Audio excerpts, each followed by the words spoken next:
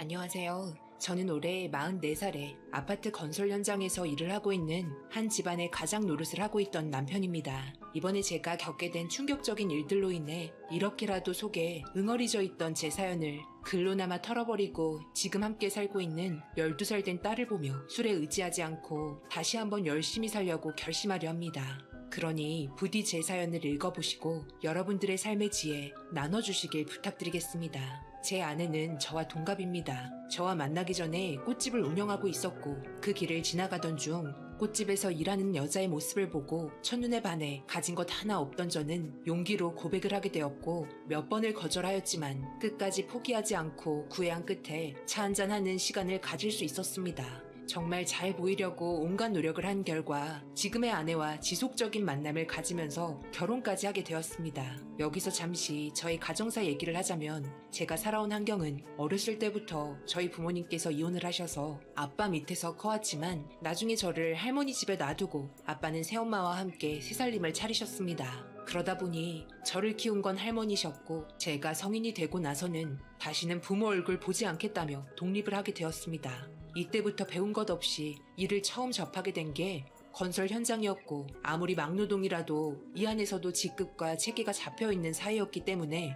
저는 좀 더 높은 직급을 얻기 위해 기술도 열심히 배우며 일을 했었습니다. 그렇게 제가 현장 관리 감독자가 된 시점에 어느 정도 자리가 잡히면서 함께할 배우자를 상상했었는데 그게 지금 만나게 된 아내입니다. 꽃을 사랑하는 천생 여자입니다.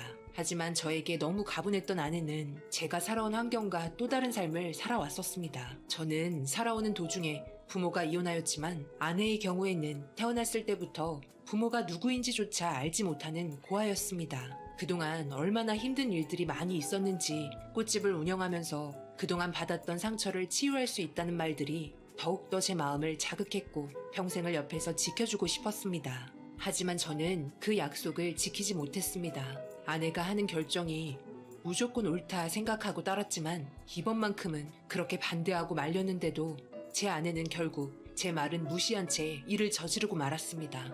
여느 때와 마찬가지로 저는 현장에서 열심히 일을 하고 있었습니다. 아파트 완공 시기보다 진행되는 일들이 너무 늦어지고 있었기 때문에 잦은 야근을 할 수밖에 없었고 그러다 보니 사건이 터지게 된 그날 또한 저는 밤늦게까지 야근을 해야 하는 상황이었습니다. 여보, 저녁은 먹었어? 오늘도 어김없이 야근이네. 그래도 오늘 금요일이고 토요일, 일요일 쉴 수 있으니까 일 끝나면 1박 2일로 함께 여행이나 가자. 당신도 많이 답답하지? 맛있는 것도 먹고 함께 사진도 많이 찍고 오자고. 그래요 여보. 저야 어디든 좋죠. 당신과 함께라면 어디든 갈 수 있다고 했잖아요. 그런데 이번 주 토요일에는 좀 늦게 출발해야 할 것 같아요. 손님이 오시기로 약속이 되어 있어서 예약된 화분들 준비해야 하거든요. 저도 어차피 늦게 집에 들어갈 것 같으니까 항상 일 조심하고 천천히 오세요. 맛있는 야식 만들어 놓을게요. 그렇게 아내와 저녁 시간에 잠시 통화를 한 후 저는 곧장 일하러 현장에 들어갔고 몇 시간 동안 바쁘게 움직이며 조금이라도 빨리 퇴근하고 싶어 열심히 일했습니다. 그렇게 예상 시간보다 30분 정도 일찍 끝났고 먼지를 털며 차에 올라타면서 아내에게 전화를 했는데 집에 도착한 건지 꽃집에 아직 있는 건지 알 수 없어서 일단 꽃집으로 차를 움직였습니다. 그렇게 한참을 달려 아내가 일하는 꽃집에 도착을 했는데 불이 꺼져 있었고 이미 퇴근한 것 같아 다시 아내에게 전화를 했습니다. 한참 동안 통화 연결음만 들려오고 있는데 받지를 않자 걱정되는 마음에 일단 빠르게 집으로 출발하려고 핸드폰 통화 종료 버튼을 누르려고 하는 순간 아내가 전화를 받았고 여보세요? 라고 말하는 아내의 목소리에 안도의 한숨과 함께 반가워서 핸드폰을 귀에 대는 순간 다급한 아내의 목소리가 제 귀로 들려왔습니다. 여보? 지금 우리 옆집에 불이 났어요. 119에 신고를 했는데 아직까지 안 오고 있어요. 어떡해요? 할머니와 손녀딸 둘만 살고 있잖아요. 밖에 나와보니 할머니 모습은 안 보여요. 안에서 딸아이만 창문을 두드리고 있어요. 어떡해요? 여보, 구급차 올 때까지 아무것도 하지 말고 기다리고 있어. 절대로 딴 생각하지 마. 119 금방 도착할 거야. 나도 지금 빨리 가고 있으니까 조금만 기다려줘. 일단 건물 밖에 나와 있어. 금방 도착해. 아내의 다급한 목소리를 진정시키며 저는 악셀을 힘차게 밟았고 비상등을 켜고 빠르게 집으로 향했습니다. 하지만 하필 그날따라 신호는 모두 걸렸고 예상 시간보다 늦게 도착한 저는 집 앞에 소방차들이 건물의 불을 끄기 시작하고 있는 모습을 보게 되었습니다. 그런데 아무리 불러도 대답도 없고 모습조차 보여주지 않은 아내가 걱정돼 이리저리 찾고 있는데 화재가 난 건물에서 들것에 실려 나온 사람을 빠르게 구급차로 옮기고 있는데 그 사람의 얼굴을 보는 순간 그 자리에서 오열하고 말았습니다. 제 아내가 들것에 실려 나왔고 뒤이어 여자아이가 들것에 실려 나왔습니다. 아내의 시커멓게 그을린 얼굴에 너무 충격을 받은 저는 아내에게 달려가 정신 차리라고 큰 소리로 외쳤지만 미동조차 없었고 저를 바라봐주지 않았습니다.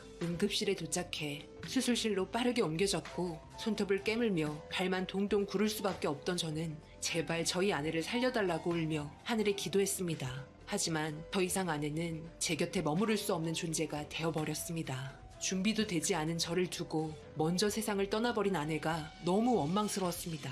들어가지 말라고 그렇게 애원했는데 왜 이렇게까지 행동했는지 이해할 수 없었습니다. 그런데 눈물을 흘리고 있는 저에게 간호사가 다가왔고 옆집에 있던 여자아이의 보호자 되냐면서 저를 병실로 데려갔습니다. 아직까지 정신을 잃고 있던 여자아이가 모든 상황을 알고 있었기 때문에 깨어나길 기다렸고 그렇게 시간이 지나 여자아이가 눈을 뜨면서 저를 보고 처음 꺼낸 한마디는 다름 아닌 아저씨 죄송해요 였습니다.